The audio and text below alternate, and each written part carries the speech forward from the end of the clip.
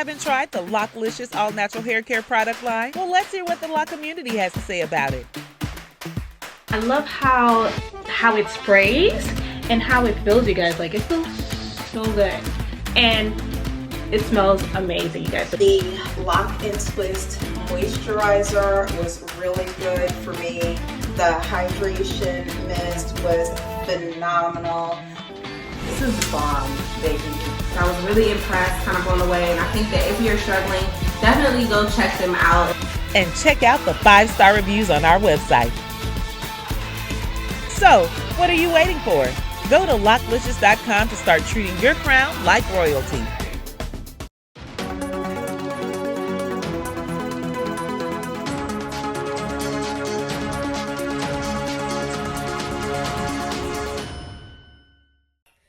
Hello everyone, it's me, Demetra Kaye of the Demetra Kaye Show here on YouTube and a proud contributor of the African Diaspora News Channel and the African Diaspora News Insider. If you could please do me a favor and subscribe to all channels and like this video, I would greatly appreciate it. So just recently, Tucker Carlson of Fox News had a whole lot to say about Kamala Harris's dating life.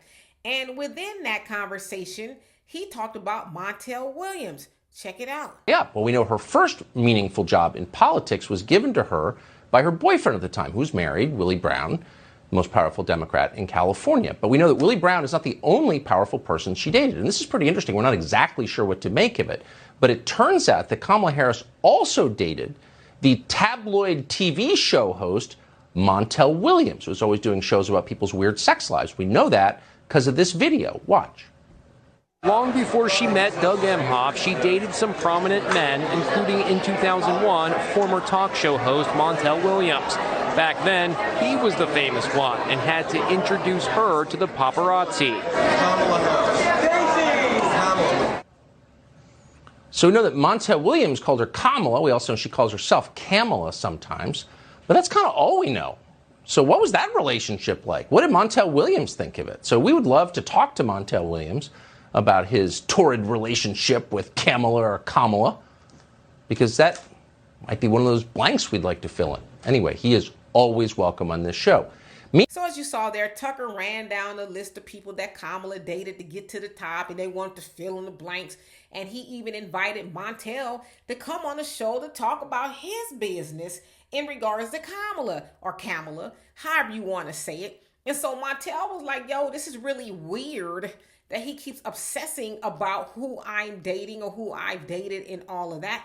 But he also said the following about Tucker. He says, Tucker Carlson has been writing some crazy stuff about me for years, and the one time he found himself in the room, the same room as me, he awkwardly looked around the room in silence, all bark, no bite, and a tortured soul. So basically, what Montel Williams is saying is he's walking tall and talking tough on TV. He ain't trying to come see me. The one time we was face to face, he had nothing to say. And he also said the following. I don't know. I got where I am without being an heir to a fish stick fortune. I grew up in the wrong part of Baltimore and succeeded nonetheless. Would Tucker be where he is if his dad hadn't married a fish sticks heiress? So his dad remarried the heiress to the Swanson fortune. You guys remember Swanson foods, the Swanson fish sticks? I'm sure we've all had some of them. Pretty gross now that we think about it. But anyway, I digress. And so Montel Williams is basically saying, yo, you wouldn't be where you are either if it wasn't for your daddy and your stepmommy with all the money and all your connections and all of that. So he's like, who are you to talk about who used who to get to where they needed to go? And we know white people, they're the biggest, perpetrators of nepotism in, the business world. And so I agree with Montel. So as y'all can see, Montel Williams had time today to drag Tucker back to the mud where he belongs. So anyway, y'all, for more insightful commentary, please subscribe to this channel and my channel, The Demetra Kaye Show, here on YouTube. Peace. Colonization never ended in the white supremacist system. And as we see today, the colonization is in the mind.